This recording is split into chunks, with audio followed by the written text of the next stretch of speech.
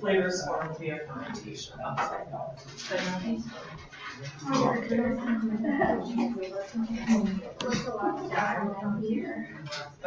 It was on the 24th.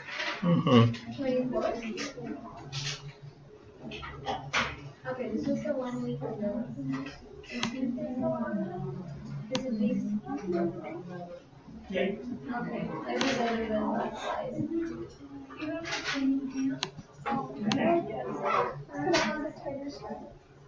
Okay. Flavors formed via fermentation. Yeah, flavors from fermentation. From fermentation. Okay. Okay, let me see where that one goes. It's kind of in the middle of that one that you pulled up. I think it's slide 11. Okay. It doesn't have the slide numbers on my printout. Yeah. Okay. Okay. Well, we're going to go on to the next one, though. Then we're going to come back to that. So we're going to try and do encapsulation. I'll find that one. So number 11, number 9 should be listed as number 9.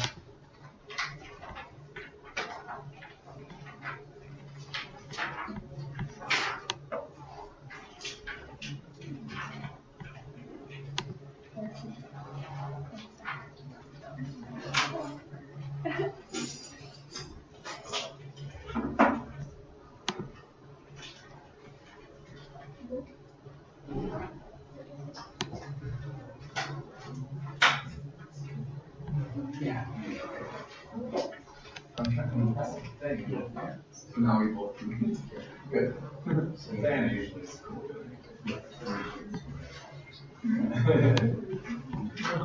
Works for us, right?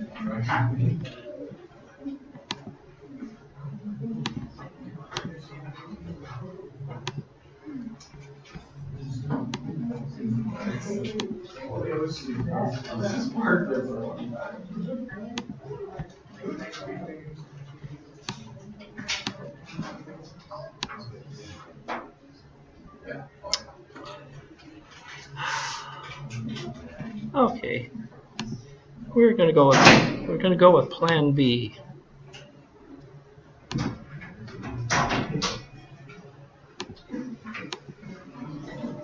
That should be this.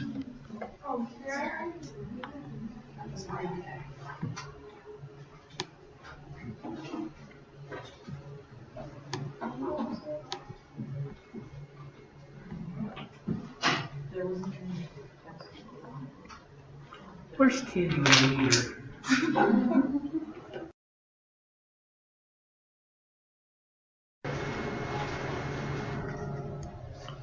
Okay, see, that's not what I see on my screen. That's what's troubling me. It's a second monitor. It's acting like it's a second monitor.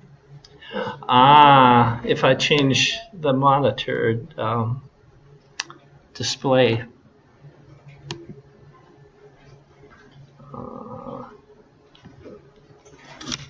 Okay.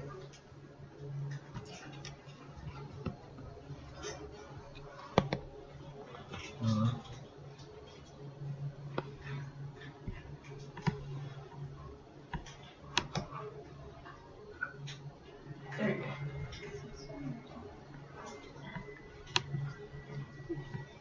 go. Okay.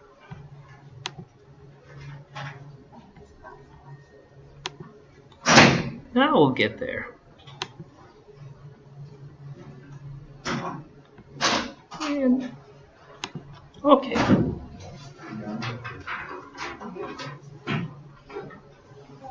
Okay. I think we're okay. Okay. Okay. So I'll fill in between when I figure out where we were and where we were going. How's that? So we were talking about how flavors are formed in various instances in plants and by then various reactions, whether it's thermal processing of lipids or whether it's Maillard flavors comes from the Browning reaction. So anyway, we'll pick that up. But the next topic I wanted to get into is flavor encapsulation. I think I'm just going to go ahead and get started in that. So this will be recorded again, so there shouldn't be a problem there for anyone. We do have, as I mentioned, we've got guests tonight. I'm going to take about the first hour, and then they're going to take over and do the next hour. They brought some samples for tasting that we'll just go back down to room 23 and do some tasting of cheeses. It's mainly cheese, okay. And so they're basically fortified and enzyme modified, or okay. Yeah. Sounds good. That gets into, of course, dairy flavors. So let's go ahead and do this one. And so flavor encapsulation. You know, today what we're finding, of course, is there's more and more desire to have a nice clean label. Don't want any artificial materials in there. And so the idea of preserving flavors, they really don't want to use antioxidants, especially synthetic antioxidants. So how do we protect flavorings? And one way is through encapsulation. So it's a technique that we use very broadly. A large percentage of the flavorings that are sold are encapsulated flavorings. So it's really an important part of the business. So what we're going to do is we're going to talk a little bit about encapsulation so we get on the same vocabulary. If I talk about a carrier, a wall material, or payload or something like this, we'll be talking about the same thing. Then we'll go through some of the major processes that are used for encapsulation. And so that's kind of the section we're going to be working through. So let's go ahead and get a shot at that. And so, like I say, we'll start more with nomenclature, so we are talking about the same thing. This is a capsule. Of course, this isn't exactly the capsule we get when we produce dry flavorings, but it's one form of capsules that people will talk about. And so they talk about the parts, the material. That could be our flavor material, it could be fish oil, it could be kind of material. This is called the core, the active, the load, the internal phase, payload. So people will refer to one of those terms when they talk about what you want to protect. Then how do we get protection? We put some kind of a shell. We put some kind of a barrier around this that maintains the flavors, keeps them inside. They're volatile. They would evaporate. They're prone to oxidation. They will oxidize. So we're going to put some kind of a coating around that wall around your flavor material. That can be called the wall, the shell, the carrier, coating material, external phase. So people will use different terminologies. It really depends upon the discipline that you're in. So different terms. In terms of the structure of the capsule itself, that's oftentimes what we see as a picture. Some people call it true encapsulation. I don't care if it's true or not. It's one style. And there's only one means of flavor encapsulation where we get that structure, and that's called coacervation. So that's one form of capsule, but it's not the most common form within our business, within the food business. What we really get in most times in the food business is what we call a matrix encapsulation. And so that matrix encapsulation, what we do is we actually start off and make an emulsion. We take our flavoring, we take whatever material we want. Typically they're oil soluble or largely oil soluble. We need to put them into water and stabilize them. So we use an emulsifier that can become acacia. It can be a modified starch. So we take water, we add an emulsified polymer, make a nice solution out of that, put our flavoring in, then homogenize it. And so we form an emulsion, and then we spray dry that emulsion. So that's basically what we're doing, is spray drying an emulsion system. And all of our major processes, where the spray drying is the number one, purlin extrusion, they form this structure. That's the most common structure that we see in encapsulated flavorings. Sometimes people will talk about coating that, so putting another wall around. So we look at this is our matrix. We just did this by one of our encapsulation methodologies. People sometimes work at putting another wall. And so this material is water soluble. If I put this capsule in a food product, in a milk, any kind of a wet system, it's going to dissolve, it's going to be released immediately. So what people will do sometimes is they'll work on putting a capsule, maybe a layer of fat around this. Now they can put that capsule, that flavoring, into an aqueous system, and it's going to stay together. It's not going to release until the product gets heated, until it goes in the oven, until you start baking or frying with it. And so the idea is controlling release until a little bit later in the process. and that can be used to give the flavoring some protection. So we can do a simple capsule like this, or we can try to coat it. It doesn't work very well. None of those capsules look so nice and pretty, so symmetrical, spherical. That particle is typically, they'll range from maybe 5 microns to something like 50 microns is kind of common size, so 5 to 50. You can get bigger, tough to get smaller. So that's kind of the normal size. And it's tough to put a coating on a particle that's that small. So we see drawings like this, but it's really a tough thing to do. It's tough to coat them. And so most of the time they aren't coated. They're sold as just a spray-dried, essentially spray-dried emulsion. There's a lot of desire to have controlled release. Maybe we can keep them nice and protected until the last moment. Then we want them released. And so there's a lot of work that's been done along those lines. How do we get a controlled release to that capsule, protect it, keep it safe until some point? But we use water as our manufacturing vehicle, meaning we put our gum in water, we put our starch in water, we put whatever wall material we want in water. Guess what? You put that capsule in water, poof, it's released. So yes, there's controlled release. You get it wet, it's done for. So it doesn't give me much protection, except it doesn't wander away until I add water to the system. Co-acervation, I'll talk about the process. It's really an interesting process. If you've ever used carbonless paper, which I think everybody has, made what we call carbon copies. There used to be a carbon paper, right? You write on it, and it would squish some of the material onto another sheet, or transfer some material onto another sheet. But carbonless paper then was done in a different way. So as you coat the paper with a particle that has ink in the center of it. And so as you write, you crush the ink, and the ink comes out, and it shows on the paper. So we don't, this is how we do it today. Co-acervation developed a long time ago as a process, but it's used in foods now too. So started with carbonless paper, that's where the methodology came from, and now it's been transferred to food products. And like I say, we'll go through the process, so don't be concerned if you say, huh? Okay. So diffusion for co-acervation, that's how it's released. It never does dissolve. That capsule is insoluble in water. And so we look at diffusion. Now maybe we're going to do a baked product. Maybe we are going to make a cake, or we're going to make a pizza crust or something. And so we don't want that flavor to be released immediately. We want to let it get heated up, go through much of the heating process, and then finally be released slowly in the end to flavor the crust once it's up to temperature baking in the oven. And so this is an interesting technique, slowly release the flavor, typically when it's heated. So release, dissolve in water, or maybe just diffusion. Keep the capsule together, let the flavor kind of leak out with time and temperature.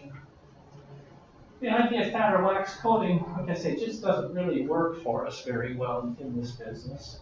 The idea of pH changes, that's nice. There's some capsules that are made that will go through the very acid stomach and then be released in the lower intestine, where we go from a very acid pH to a very basic pH.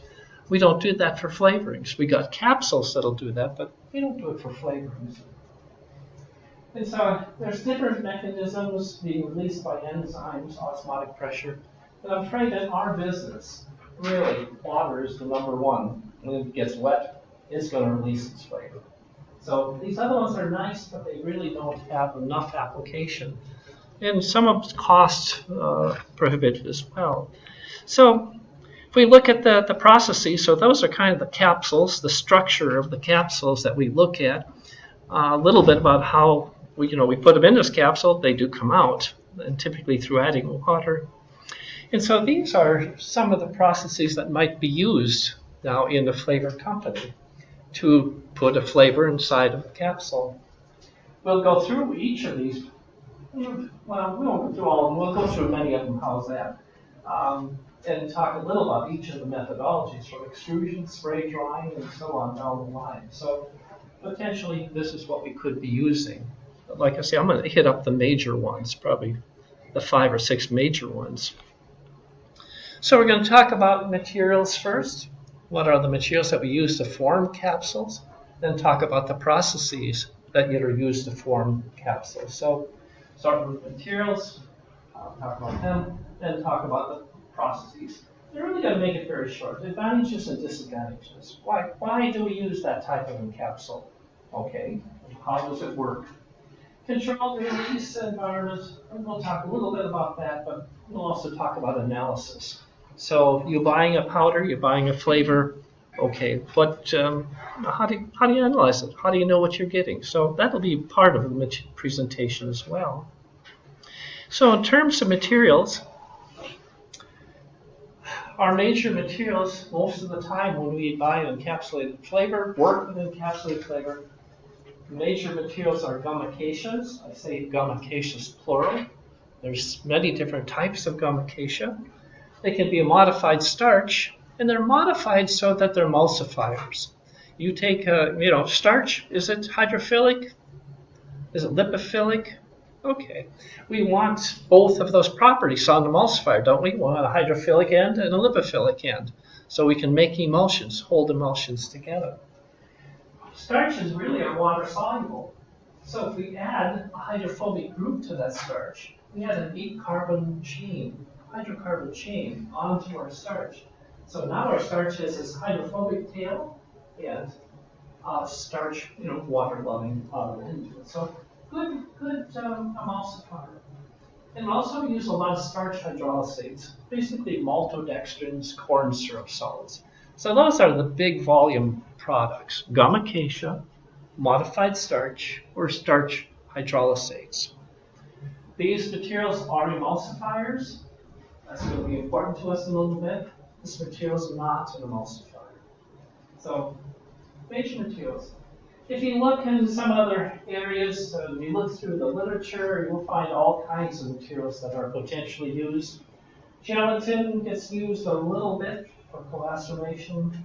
Sugars might work in some examples in very small proportion.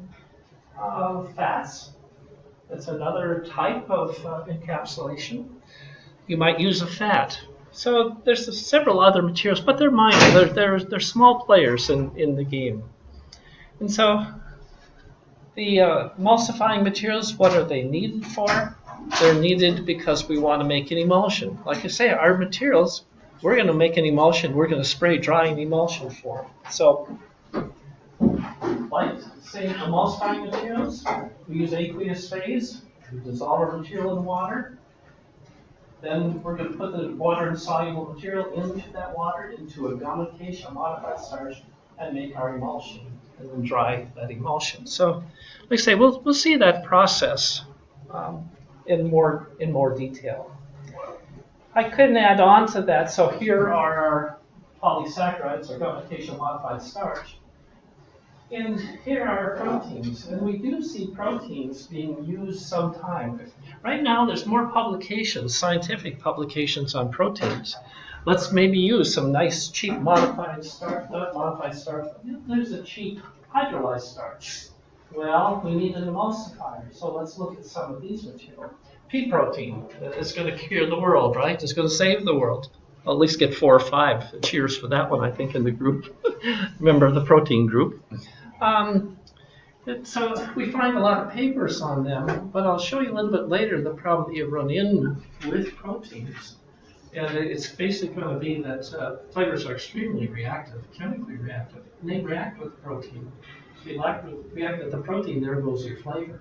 So a lot of papers, a lot of scientific interest, but a big barrier in terms of using proteins for encapsulating flavor materials. Fats, fish oils, colors, oh, wonderful. Proteins are absolutely fantastic, but don't put them tangentially with flavoring materials.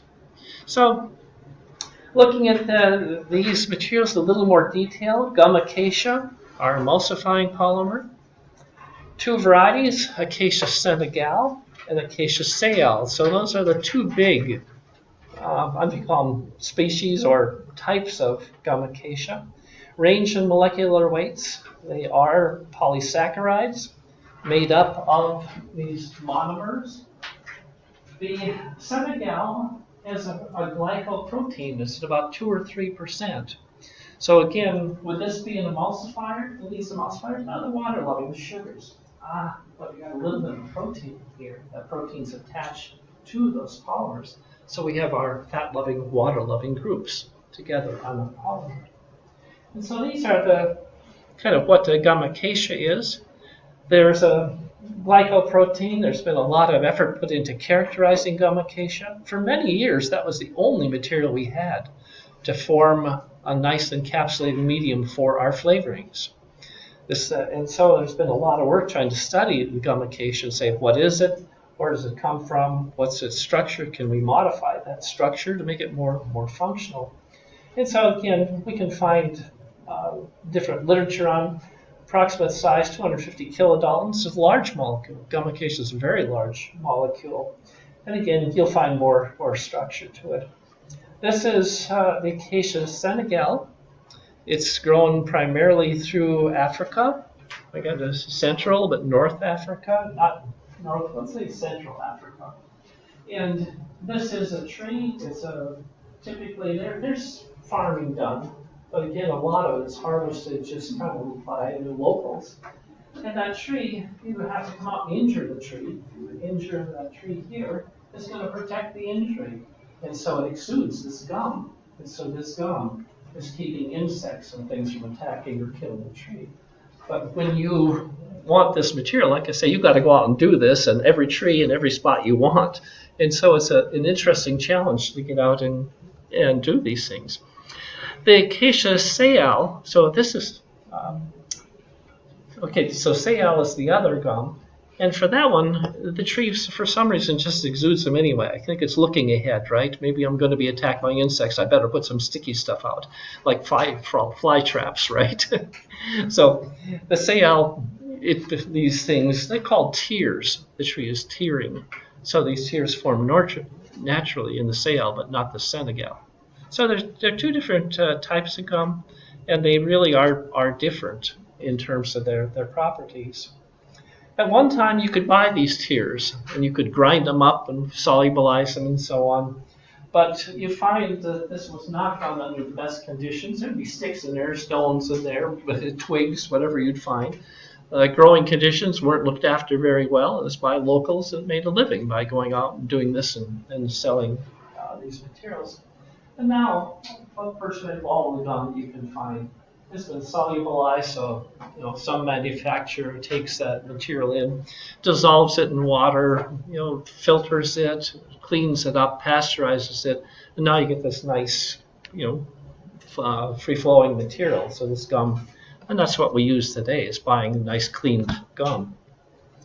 There is a chemically modified gum acacia. And this is modified in exactly the same way that the starches are. And so we take the gum acacia and we add another hydrophobic group to that gum acacia. So just like starch, we take starch, we gelatinize it, we hydrolyze it, we then put some lipophilic groups on it. Well, they do exactly the same thing with acacias. So they add lipophilic groups, so it's a little better emulsifier. But now it's chemically modified, now it's not natural anymore. So the real push, the real benefit of gum acacia is it's all natural. You could put that in the label. If you buy this material, which may be a little better emulsifier, maybe does the job a little better, but no, it's longer natural. And you're paying, again, a good price for it. The Acacia senegal is a little higher in protein. That means it's just a little better emulsifier. Acacia Sayal is lower in viscosity than Senegal, so there's a little bit of difference between the two of them. The Senegal is the one that we use most commonly for our spray drying operations. The other one finds different uses. Annual production in excess of 30,000 tons, so it's a fair amount of material. Unique properties as a gum. If you've worked with gums very much, you know that most of our gums, maybe 1-2%, they're high in viscosity. They tend to be extremely viscous. They'll oftentimes form a gel. But acacia is very different. It's a very unique gum. There's no other gum that really comes close to it in terms of performance. And so it's relatively low viscosity. So I can make up a solution of gum acacia in water around 32-33% solids. and I can still pump it, I can still homogenize it. Like I say, many other gums, they'd be a gel at 1 or 2%, but this one, it's quite soluble. And so that means, like I say, we can work with higher solids content, low viscosity in the solution. And you'll see why that's important a little bit later on. That is important, that you can have a fairly high solids. If I had something that was 1% solids, when I put my flavor in, maybe 20% of that 1%, I'd be evaporating 99% water. I don't make money evaporating water. Here, I've got 35% solids, 40% probably adding flavor. And so I make money here. I'm not drawing as much water. So it's a real advantage, like I say. That's why it is in the market today and in that role. It's low viscosity at high solids. It is a natural product with inherent variation. A lot of people have studied the gums and say, I'd like to know why some gums work and some gums don't. Some lots work, some lots don't. But it is a natural product with variation, certainly in performance, and that's a problem to many people. But it is a really good natural emulsifier. I said something about viscosity. This is an example, it gives you an example of other gums. Guar gum at only 1%, 3,500 centipoise, Locust Green 3,000, Xanthan gum 3,000. Here's gum acacia, 5 centipoise, a little more thicker than water at 1%, but not much. So, like I say, we can make high solid solution, so we have much more efficient drying operation. And it's this, I guess, this is where does it get its emulsifying properties from? I already explained that really. There is a 2 to 3% protein. That's your lipophilic group. It's got this large polymer, carbohydrate polymer. That's its hydrophilic group. So lipophilic, hydrophilic groups. I'm interested in it from emulsions as an encapsulating agent. If you're going to buy a beverage emulsion, you want to make something to put in beverages, a flavoring for beverages. This is also a material we tend to use. It works well for that, encapsulating agent. But it's also used in confectionery in this area. Your gummy bears. I don't know if all of them are made that way, but certainly many of them were made that way, these chewy confectionery products. Sometimes sprayed on the surface of nuts to bind to salt, sugar, colors, or whatever on the nuts. Flavor encapsulation, that's us. It is expensive. It's really quite expensive. And so we try to work not 100% gum acacia. We try to work with as little gum acacia as we can, and then use a maltodextrin to make up the bulk. So here we got our emulsifier, and then we've got this lots of maltodextrin that we can mix together. So gum acacia makes the emulsion. Maltodextrin is just more or less of a bulking agent in the system. And if we kind of look at this relationship of 100% gum acacia, this 50% dry solids, it would have a viscosity of 10,000 centipoise. And you're not going to pump that. So we don't get up to 50% gum or 50% gum acacia. Here we're looking at 3,000 centipoise. We got a mixture of 60% gum acacia, 40% maltodextrin, 50% solids. So we have to be someplace down in here. The 250 centipoise, I can pump that, I can spray that, I can handle it, I can manage it. So this is more or less a common ratio. You might use 20% of the gum acacia, 80% of a maltodextrin in solution. I'm not familiar with viscosity measurements. What is water at the One. CDS? One. Yep. And so it's I won't say it's thick, but anyway, it's got viscosity to it, but not so much you can't pump it and spray it. We're going to be spraying this into hot air and drying this emulsion into small droplets, so it can't be very viscous. So that's kind of the direction we look, something like that ratio. I'm not going to deal with that one. Let's go to flavor retention. What we commonly do is make blends, like I say. So we're going to try to blend some emulsifier. Emulsifiers are always more expensive. And so again, we look for combinations.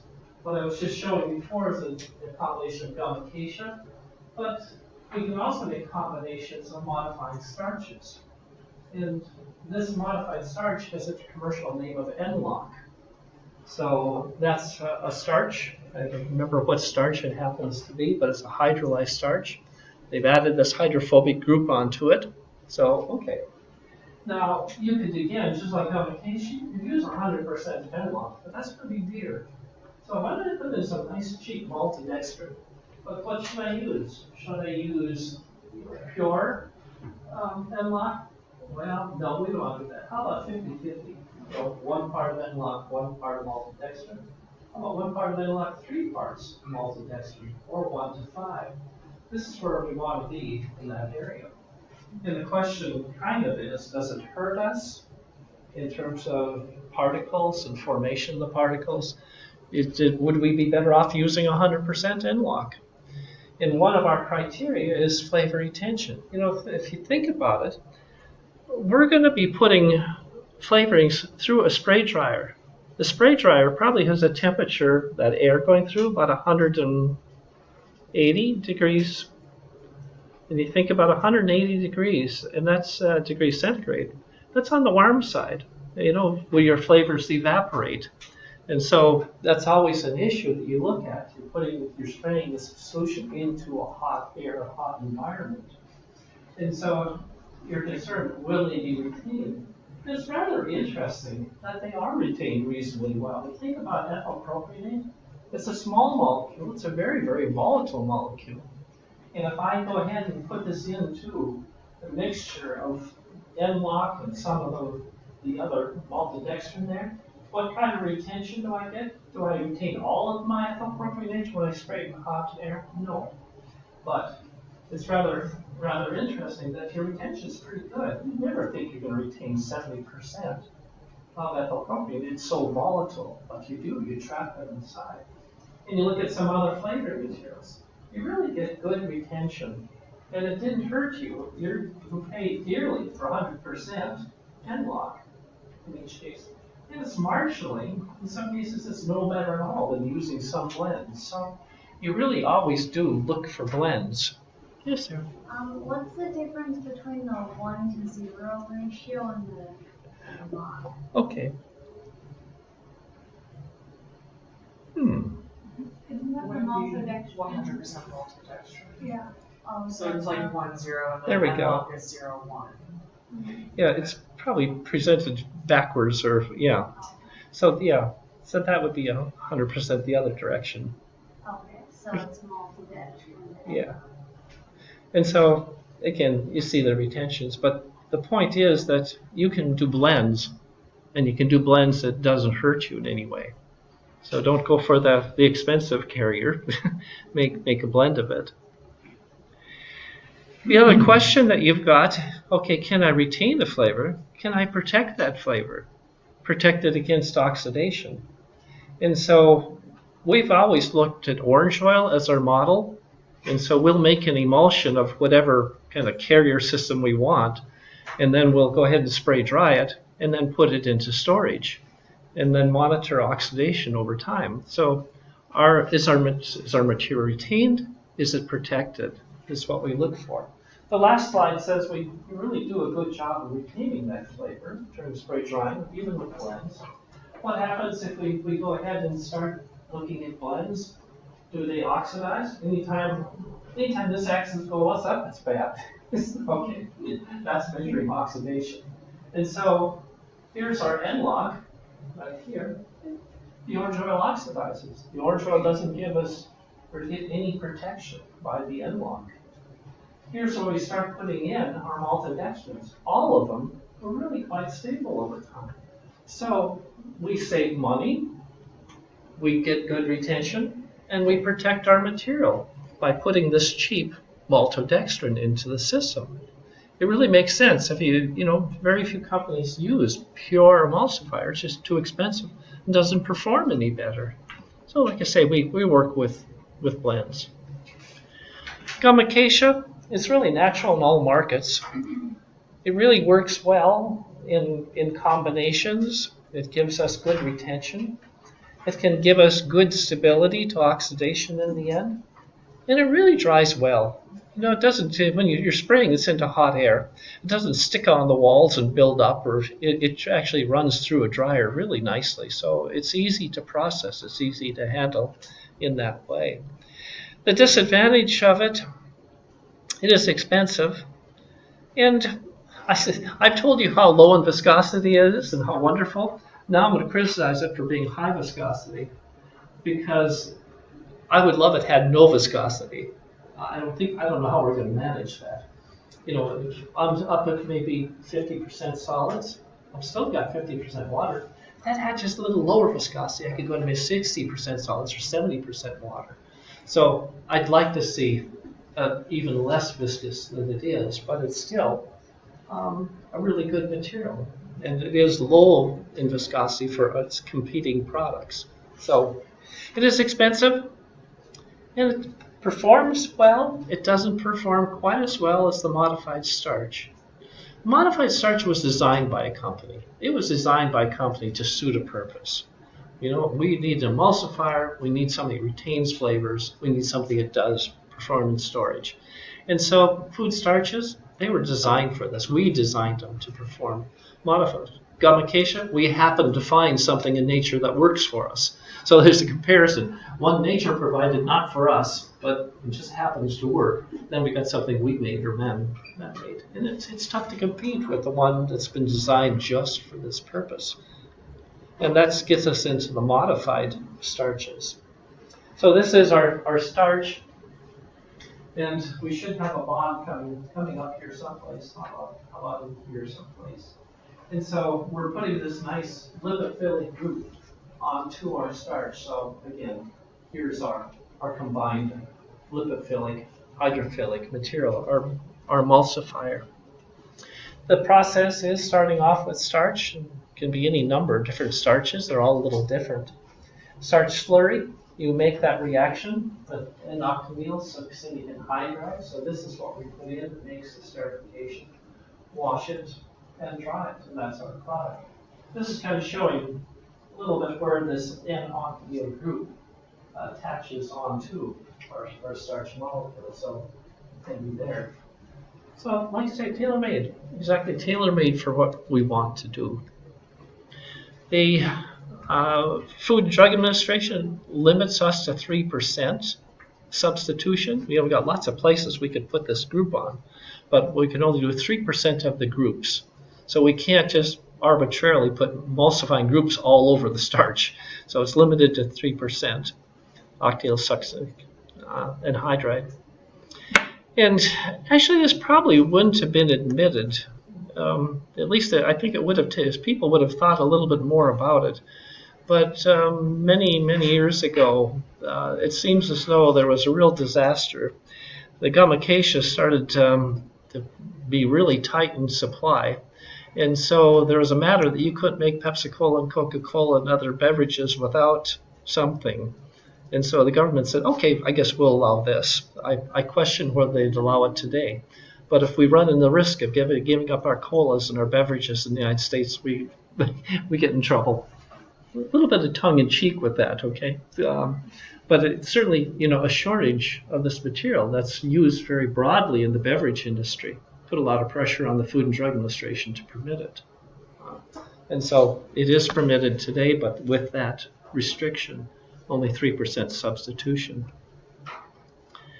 And there are a lot of products that can be made from this by choosing the starch, how that starch has been treated.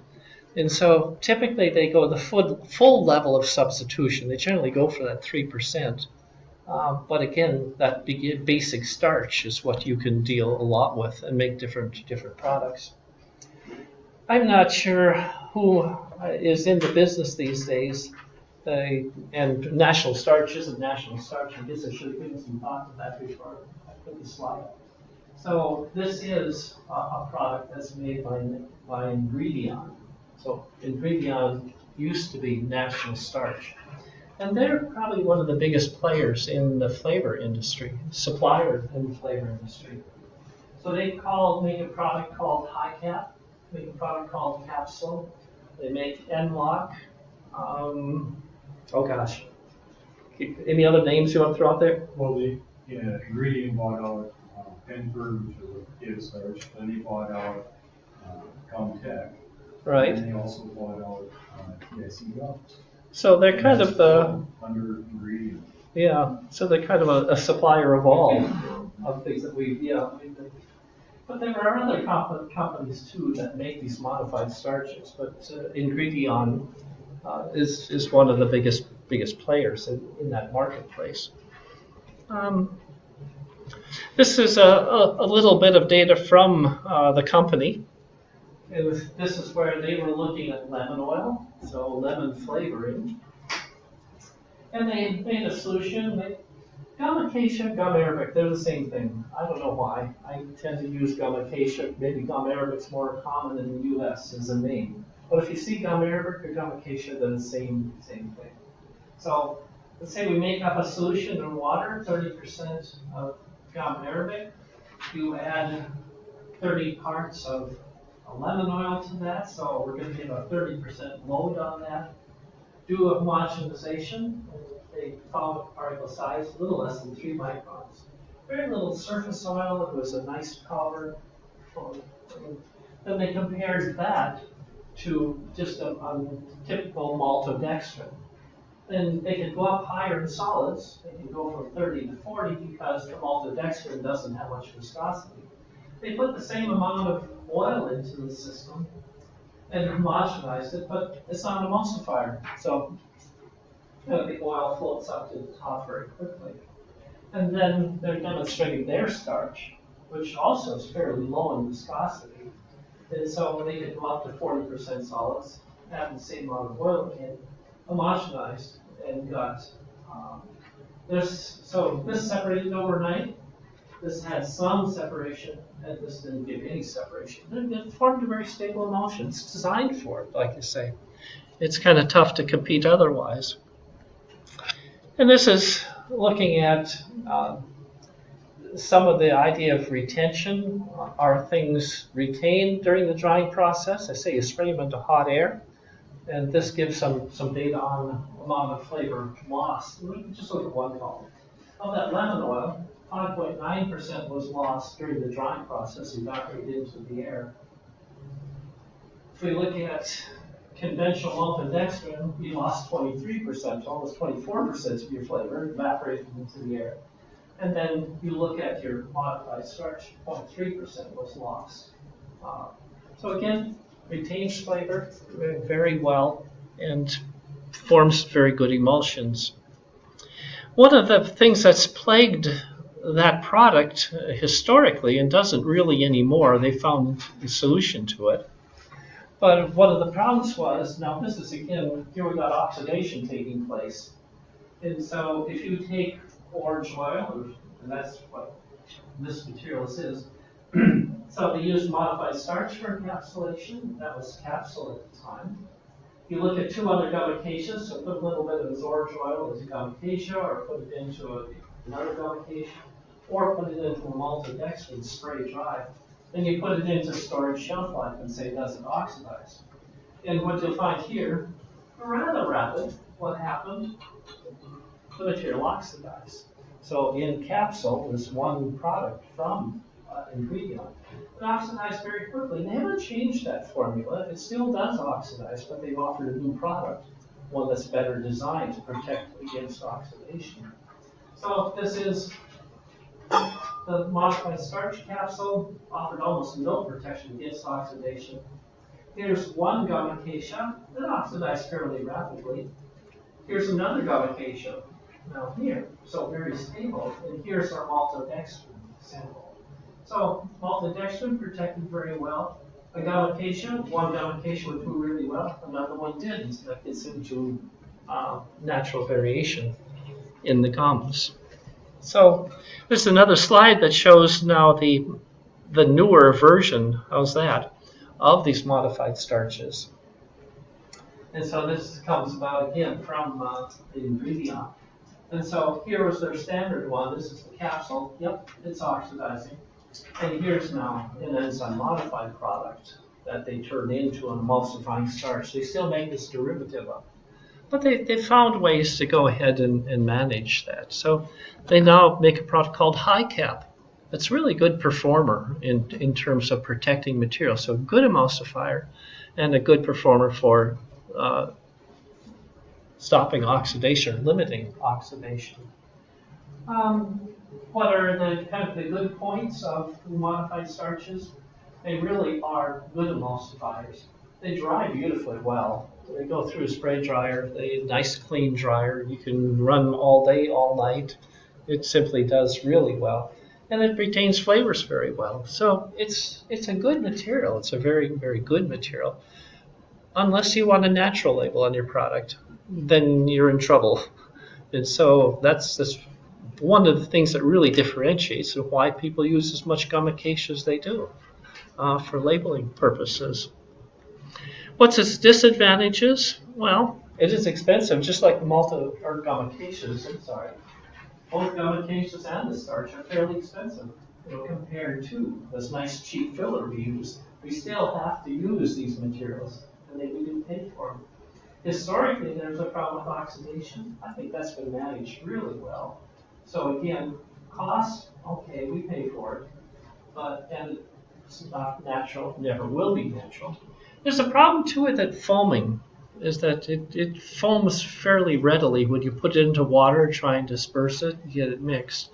And also they recommend heating it to about 160 Fahrenheit, I think it is, for 5 minutes, something like that, just to solubilize that starch.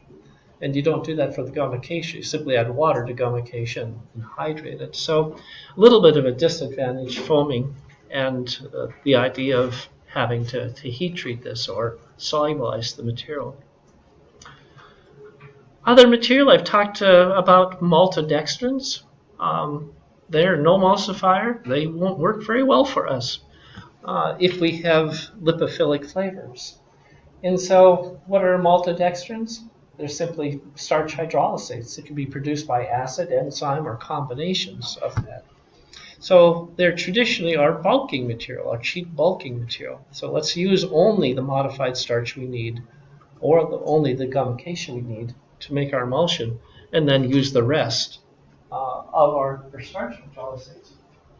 So again, food grade starch slurry, liquefaction, acid enzyme conversion, inactivate the enzymes, filter, evaporate, and spray drying. So a fairly simple process. Acid hydrolyzed isn't natural. That always impresses me why it's not natural.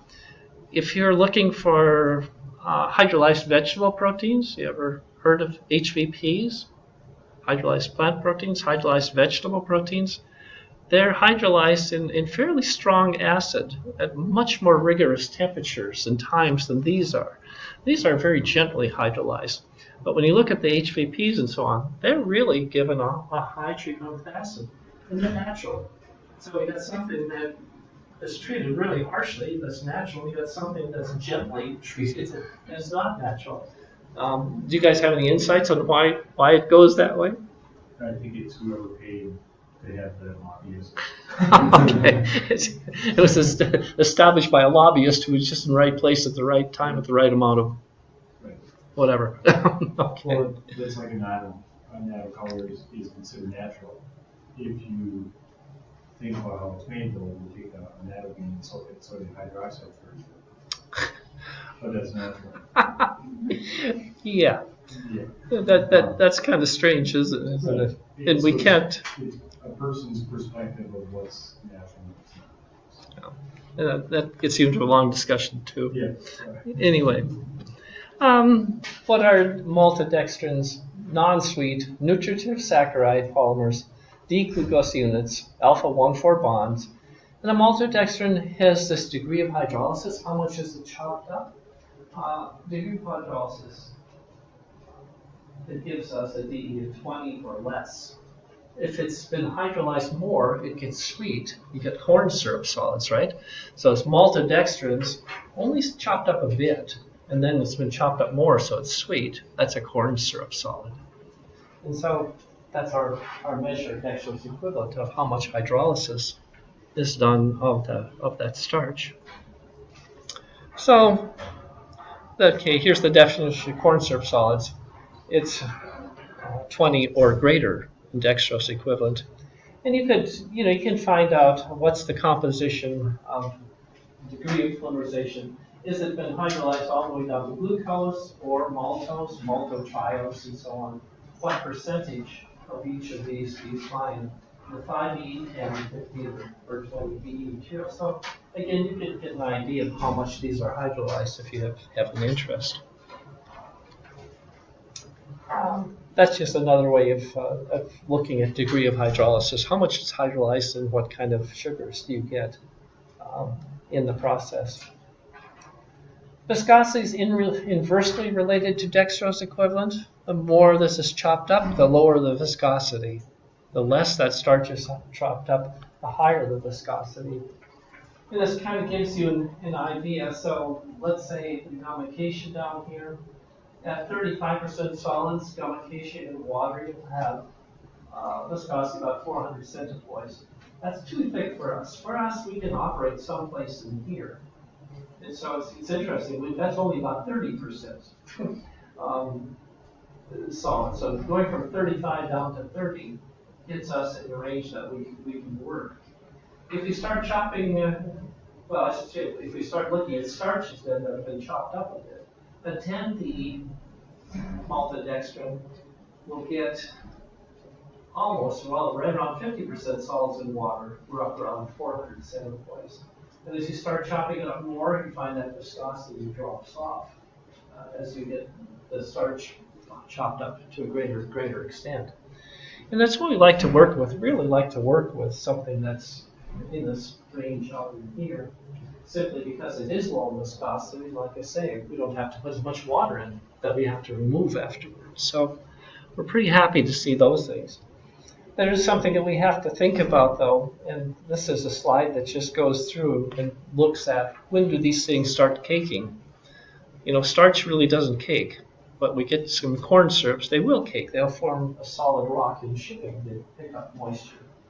They'll cake together. So starch remains free-flowing up to maybe 65% relative humidity.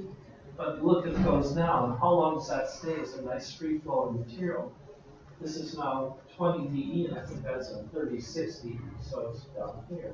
That must be about maybe 10, 20, 36. So as you chop that up more and more, you have less of a range. That's always an issue. You have to look at the powder you produce. If you were producing a powder with lots of this 36 DE material in it, it would form a cake. You'd fill up a nice drum with it, and that drum would turn into a nice solid rock that your customer would be chipping out with a hammer. It wouldn't be liked. How's that? You would make friends well with your customer. And so that's always one limitation for us too. So we might like to work up here sometimes, but we can't because it picks up water, and like I say, it forms a hard cake material. So that's why we tend to work in this region here more so. So it's still very good, still low viscosity, and it doesn't tend to form cakes. Oops, going the wrong way. So what are advantages of these maltodextrins, corn syrup solids? They are cheap. They can help us in terms of shelf life, in terms of protection against oxidation. They can be a pretty good barrier to oxidation. And so you'll see slides on that a little bit later on when we spend more time with the process. We can go in high solids, very low amounts of water in our manufacturing. We make money, we get a lot of product out of this. Clean, white, no off taste, no aroma. It's just a nice bulky material, cheap bulky material that works well for us. Disadvantage, well, no emulsification. That's a problem for us.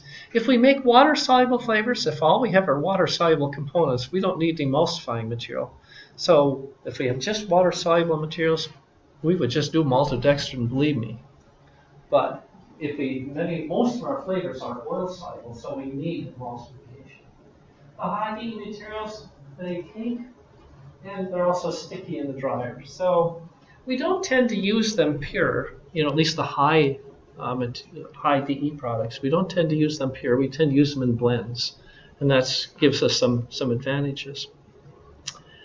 Fats. So now we're really going to have a different kind of carrier. You think about, we're going to be spraying into hot air. Well, guess what? We can do exactly the opposite. We can put our flavor into a fat, and we can spray it into a cold dryer.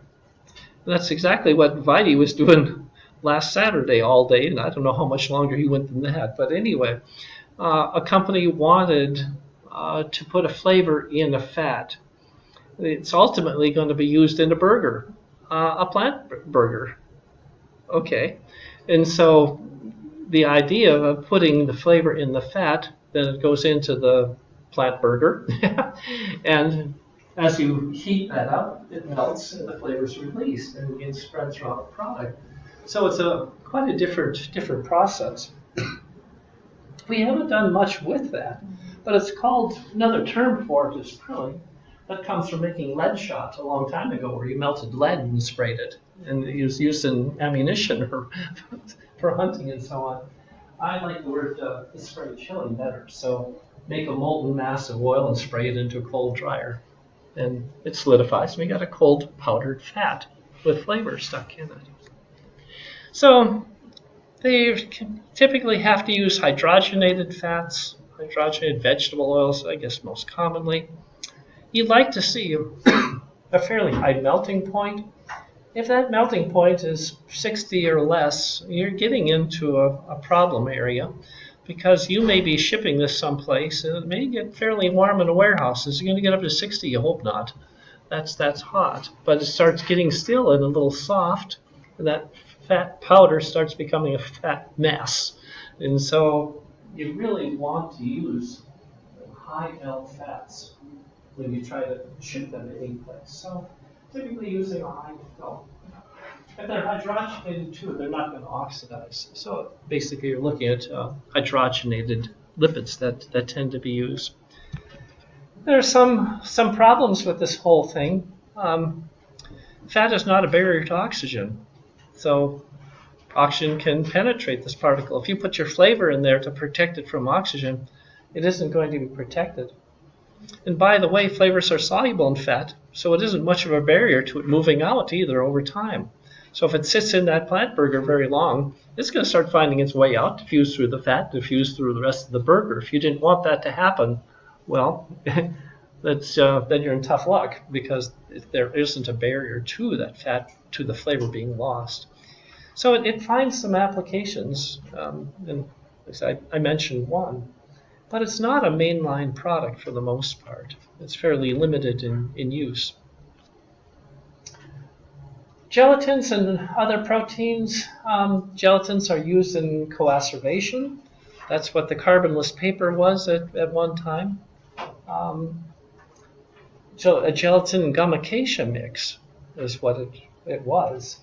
And so they can be used. They tend not to be used very much. Like I say, flavors react with protein.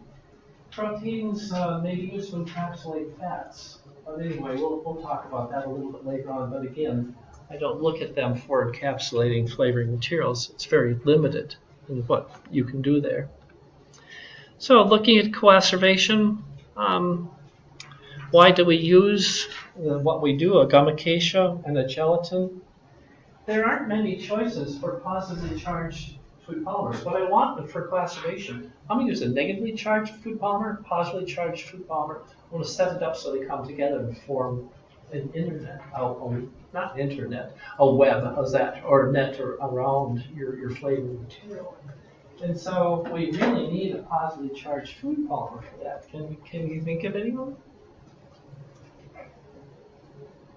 Proteins, right? At the right pH, they become positively charged. Chitin, also, chitosan. So that's the other one that we can use. And whenever I talk to anybody in the business, say, wouldn't you like to make a positively charged hydrocolloid for us? Make it something nice that nobody's going to object to, but find a positively charged one so I can do more with putting positive and negatively charged polysaccharides together. So again, all kinds of issues.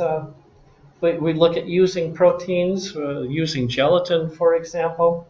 pH stability, well, okay, we formed this capsule at a certain pH. If your food's a different pH, there goes your capsule. So we don't get this interaction binding anymore. It's reactive, reacts with flavorings, it participates in the Maillard reaction. Pork gelatin is what's typically used. Well, okay, was that kosher? Is that halal? Oh, how about vegetarians? How do you deal with vegans, vegetarian? You say, no, wait a minute. I should put a flavoring in that's based on pork fat or pork protein. Allergenicity gets to be an issue or a question, and certainly cost. So we don't use proteins much. We really don't. The last one we'll do, and then we're going to go ahead and take a break, is simple sugars. I've talked about our larger polysaccharides, modified polysaccharides, gum acacia, maltodextrins, corn syrup solids. But you can use actually simple sugars in there as a bulking agent too. And they're not ever used alone, at least that I'm not aware of. You typically do go ahead and put them as a component of your system, of your spray drying formulation. You know, we like to think of having a film. We're going to spray this wet flavor, emulsion, whatever, into a spray dryer. We like to have it form a film and start kind of trapping them, keeping your flavors inside that film as it dries. And they're not good film formers. They're typically hygroscopic. Simple sugars, at least the sucrose. They're not emulsifying. So they don't function by themselves, but we can use them in combination. And the purpose primarily is to reduce cost. That's the number one. It's just a bulking agent, just like maltodextrins are bulking agent, simple sugars. And you will find, I think we'll find one of the next times we get talking about this, is it is actually a good barrier, makes a good barrier to oxygen diffusion. So it's a cheap way to add some protection against oxidation. Whenever I go to a company and they ask, well, gosh, Gary, how do you select a carrier? You've talked about this and this and this and this, and we can use that. How do you make a decision about how you formulate this carrier system to use in one of the processes that we'll be talking about? And I kind of go through a number of questions. But certainly, it's important for your material want to be encapsulated. Is it water soluble or not? If it's water soluble, you don't need to emulsify material. So, okay, you can get along with some cheaper materials. Is the material oxidizable? If it's oxidized, we'll have to think about a system that's going to give me oxygen protection. So I don't do oxygen movement through it. So that's kind of the first step. Is it oxidizable? Is it water soluble? Cost constraints, that's pretty far off the list. Oftentimes someone says, well, cost isn't an issue. It's always an issue. Manufacturing method, am I going to spray dry it? Well, okay, I have certain requirements for spray drying. Am I going to try to do a coacervate where I want a positive and negative charge to come together? That's going to dictate what materials I use. Labeling limitations. Do I want it all natural or doesn't it matter? Legal usage, I don't think our modified starches are legal everywhere. Are they in the world? I believe they are. Yeah, I mean, depending on what the companies do, because there's like EU number for Mm-hmm. So legal usage, that's less. If you're thinking of shipping something to Malaysia or someplace where it's nice and warm and humid, okay, then you think about, I don't want much corn syrup in there. I don't want certainly any simple sugars in there. I want things that aren't going to be taken. And functionality, I made an emulsion. I spray dried emulsion. If I put that into water, it's going to give me an emulsion. It's the most stable emulsion you'll ever see. It can't separate. It's solid. It's a solid emulsion. And so the idea, though, functionality, you want that emulsion just long enough to use to make a cake mix or something? Or do you want to put it in, have a homemaker put it into water and serve it to the family, and then put it back in the cooler or refrigerator and have it still be an emulsion tomorrow and the next day and the next day? So again, you've got to think about how the material is used in the end. It doesn't have to be a really good emulsion or not. So customer preference, that's what counts. If the customer wants gum acacia, what do? You don't give them modified starch. You can try to talk them into it. But if the customer says they want one, guess what? You can probably go ahead and do that. Availability is probably less of an issue. Gum acacia is around. I expect it's going to be around. Modified starch is certainly not limited in any way. So there's a number of considerations. Well, what's going to happen is we're going to take a 10-minute break. Then our guests are going to take over. I got to run to FedEx. So, but there is going to be then a tasting. They brought some samples for us down room 23. How long do you want to spend with that? The tasting part? Yeah. I think 20, 30 minutes. Yeah. 20, 30 minutes? 30. And then what we'd like to do is hopefully we generate some curiosity and we can use that time afterwards to answer any questions. Or if you're looking for, I'll say, industry perspectives, I'd like to share those as well. So everybody understand Sure. things that you have to do. We're willing to stay till 7 if that's, Yeah. people are interested. Yeah. But then, well, you're going to say a little bit about the company too, so they know who's. Yeah. We really appreciate them coming in. So, anyway. Yep. Can you comment on the midterm? Sure. You're interested in that, huh? Okay. It will happen next week. We will cover, I'll send you a note what we'll cover. We'll only cover what we finished. and so it probably will get up to the start or in some part of the last lecture. So, and I'll tell you where it goes in that amount. And I can send you in a typical exam as well. I like short answers. I don't like true and false. I don't like multiple choices. I like short answers. And we would only use probably 50 minutes of the class at most for it. Then we'll just go back to lecture.